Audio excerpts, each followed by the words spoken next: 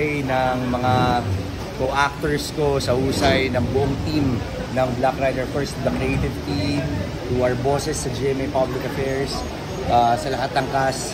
Naging madali. Kasi wala, katulad din sinabi ko kanina, walang may ere. Walang nagpapataasan, walang alpha. Kumbaga lahat po pantay-pantay. Kahit ikaw diba? Yes. So, hindi ka nag-feeling alpha? Never ako. Oh, ikaw po. Siguro, kasi po, nasanay ako na team player. So, never yung leadership manggagaling doon sa kung paano ako makitungo sa lahat. Pero kailan lumalabas ang pagka-alpha mo? Siguro pagdating sa fight scene. Kasi syempre gusto kong maging perfect yung ano. Kasi yung pagiging alpha ko sana parang never ko naman sasabihan sa dapat ganito gagawin niyo. Dapat never.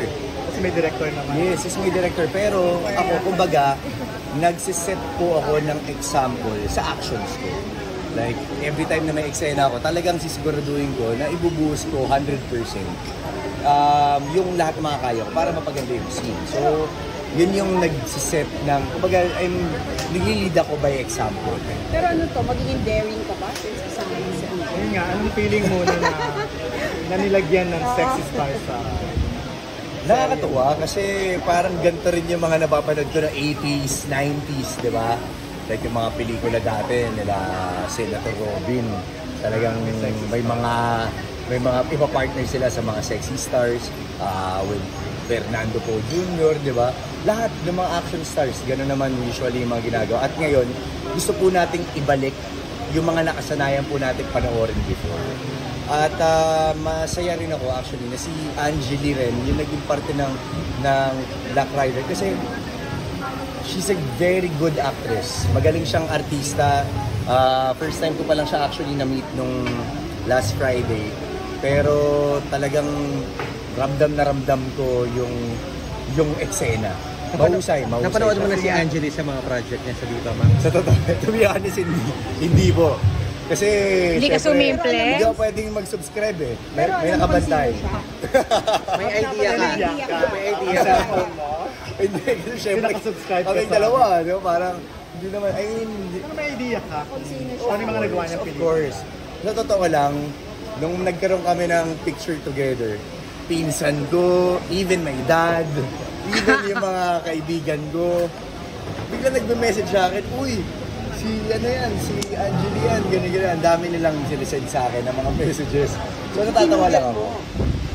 Parang, well, syempre nakakatuwa kasi syempre parang para mapabilang po yung ganong, kumbaga, sikat at talagang pinapanood po ng mga kaibigan ko, ng mga kakilala ko, malaking karangalan at siguradong Pero dito kasi kissing scene pa lang, di ba? So, at nagulat ako doon kasi first day, kissing scene. Matindi. Corrid talaga. Actually, ang nakalagay sa script, parang pagsisimula sa kiss and then eventually parang mapupunta sa bed scene, parang ganyan. Sabi ko, wait lang po parang masyadong abrupt. Kasi nanggaling tayo sa si Elias, parang feeling ko hindi pa siya totally nakaka-move on pagdating sa pamilya niya, sa asawa niya kay Police. So parang baka too much. And of course sa audience din, lalo na marami po tayong mga taga-subaybay na mga bata.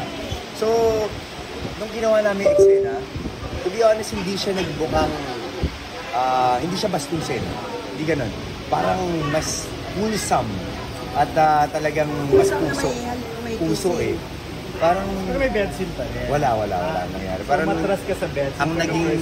ang naging eksena ni Direk, parang nung nag-kiss kami, din-roll shot niya eh, para mas maging romantic. So, din-roll shot niya, nung nag-kiss kami, inangat na niya para hindi na masyadong kita yung kiss. Pero kitang-kita ko pag papaano nag-start yung hati. So, hindi ka pa ready sa mga ganyan? Kahit pelikula? Feeling ko hindi naman sa hindi ready, pero pagka naman kailangan po talaga ng eksena, gagawin ko naman. Pero parang pakiramdam ko lang rin kasi, I mean personally, bilang isang viewer din ng Black Rider, baka sobrang abrupt, baka masyadong mabilis lang. Pero kung mailalatag naman natin siya ng maayos, slowly, gently, why not? Pero anong reaction ni Bianca? Kinuwento mo ba? O itinago mo? Kinuwento ko po agad kasi sa totoo lang, hindi malinaw sa akin na may kissing scene. Galing kami ng Canada noon. Tapos pag uwi, dumiretso ako ng taping. Parang nakauwi ako ng Friday morning, 4 a.m. And then nag-taping ako ng 10 a.m. So, pagdating ko sa set, nabasa ko na lang na meron pala mga kissing scene. Doon ko na lang po nalaman. Nakala ko ginojoke lang ako nung PM namin ni Sir Mark. Pero totoo pala. Wala pong signal. Walang signal sa Tanay. So ako, sabi ko, kailangan ko ito masabi agad. Pero wala akong choice. Gagawin ko yung eksena nang hindi pa nila nalaman. Pero after nung araw na yun, in-explain ko sa kanila, may signal na. Sabi ko, kailangan sa eksena, may pinasok na bagong leading lady, kung saan mayroon kaming kissing scene, kailangan namin gawin. Kasi kami, ang usapan naman namin ni Bianca, yung first bilang mga actors. Pero yung dating mo habang kinikwento, parang pa-victim ka. Hindi naman pa-victim. Parang kami kasi mas transparent kami sa isa't isa. Parang yun yung nahanap namin na sikreto para mas maging maayos yung relationship namin. Dapat aware kami sa nangyayari sa isa't isa. Lalo na pagdating sa mga ganyang bagay. Kasi para alam namin expectations. May social media eh. May Walang social gulatan. media, may TV, na pagka napanood yun, ba't may ganito? Para walang gulatan. Ano sabi? Ano Na-appreciate niya yung honesty ko. Pero sabi niya, okay. Wala siyang tanong after. Wala. Pag may eksena ba siyang gano'n, nagsasabi Yes, si Bianca kasi, she's very transparent. So, of course, in-expect din niya na ganun din ako sa kanya. Yun yung parang naging dynamics ng relationship namin, na maging transparent kami para alam din namin i-expect sa isa't isa. May Tanong sa'yo after that. Wala, Did kasi you enjoy it? feeling ko, Mga ganon. nandun na rin kami nandun na kami sa level of, nandun na kami sa relationship namin. I mean, magsi 6 years na kami sa July. Parang, hindi sa walang selosan. Siyempre, hindi naman natin maiiwasan po yung ganun. Pero, yung level of trust namin, buong-buo na. Alam naman namin, I mean, ako, marami rin naman ako mga naging kalokohan dati. Kilala niyo naman ako kung gaano ka kapilyo, kaloko. Pero binago ko. Kumbaga, nakita ko rin kasi yung kahalagahan ng buhay. At the same time, ayoko na rin gumawa ng isang bagay na ikakasira ko bilang isang tao. Diba? Parang ayoko na po ng ganun. So, nandun na kami. Parang yung level of trust namin sa isa't isa, buong-buo. Okay, last question na tayo for Rudy. may hand ka ba sa pagpili kay Angeli o kinonsult ka ba? Actually, parang sinabi lang po nila sa akin na pupunin nila si Miss Angie. So, sabi ko, why not? Parang, kumbaga, trabaho naman to. Kayo naman po yung masusunod dito. Ako po bilang isang artista, gagawin ko rin naman po yung trabaho ko bilang isang artista. So, tinanggap ko. At, kumbaga, nung sinabi nila sa akin, magti-taping na rin naman.